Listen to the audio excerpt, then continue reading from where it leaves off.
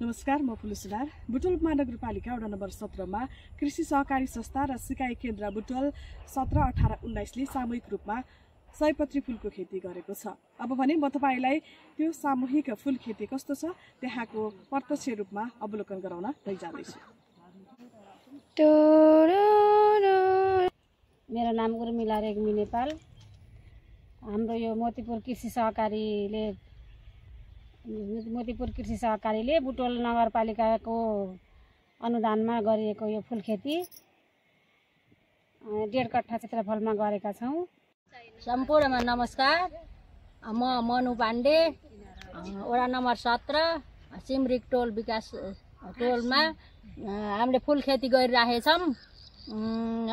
नगरपालिकाको अनुदान 50% अनुदानमा 1.5 कट्ठामा फूल खेती गर्यौं। पहिलोचोटि हो हामीले यो पहिलोचोटि हुँदाखेरि अलि राम्रोसँग गर्न सकेनौं, बनाउन सकेनौं। अब अर्कोचोटि बरु सिक्दैछौं। अहिले हामीले 1.5 कट्ठामा लगभग कति भन्दा 1,500 बिरुवा जति हामीले लगाएको हो।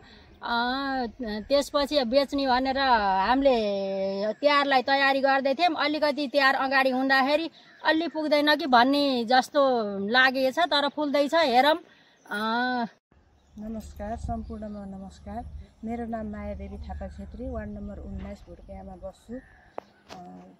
यो फूल खेती गर्दाखेरि हामीलाई चाहिँ समस्या यहाँ नीलगाईको समस्या रहेछ। हामीले तारबेर गर्न पर्ने रहेछ, तर तारबेरको व्यवस्था भएन।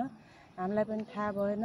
यहाँ धेरै नीलगाई र छडुवा बाख्राहरूको समस्या हामीले धेरै देख्यौं। नमस्कार, म कविता कोइराला, मोतीपुर सिकाइ केन्द्रको सदस्य। मोतीपुर कृषि सहकारी संस्था र मोतीपुर सिकाइ केन्द्र मिलेर यो उत्पादन गरिएको यो फूल स्थानीय तहमै खपत हुन्छ होला जस्तो लागेको छ। यस वरिपरि 17, 18, 19 मा कतै पनि फूलहरू लगाएको देखिएको छैन यसपालि। त्यसैले स्थानीयमा र हाम्रो सिआर सदस्यहरूले नै खपत गर्नुहुन्छ होला जस्तो लागेको छ। नमस्ते, मेरो नाम इसु पुन। यस बुटोल उपमहानगरपालिका वडा नम्बर 17 मा अवस्थित यस मोतीपुर सामुदायिक सिकाइ केन्द्रद्वारा र अर्को मोतीपुर कृषि सहकारी संस्थाको संयुक्त सहयोगमा बुटोल उपमहानगरपालिकाको कृषि शाखाका अधिकृत सन्तोष जीजी सरको हामीले 2 दिनको पुष्प खेती तालिम लिएका थियौं। त्यो 2 दिनको तालिममा हामी 30 जना वडा नम्बर 17, 18 र 19 का दिदीबहिनीहरूले 2 दिन पुष्प खेती तालिम लिएका थियौं। त्यही तालिमको उपलब्धि हो यो। हामीले यो सामूहिक रूपमा संस्थाका दुवै संस्थाका सदस्यहरू मिलेर यो 1.5 कट्ठामा फूल खेती गरौँ न त, अहिले तालिम लिएका छौं, त्यसको प्रतिक्रिया कस्तो हुन्छ भनेर यो त्यतिकै अनुभव गरेका थियौं। यो अनुभवले एकदम राम्रो प्रतिक्रिया दिएको छ। हाम्रो फूलहरू एकदम राम्रा भएका छन्।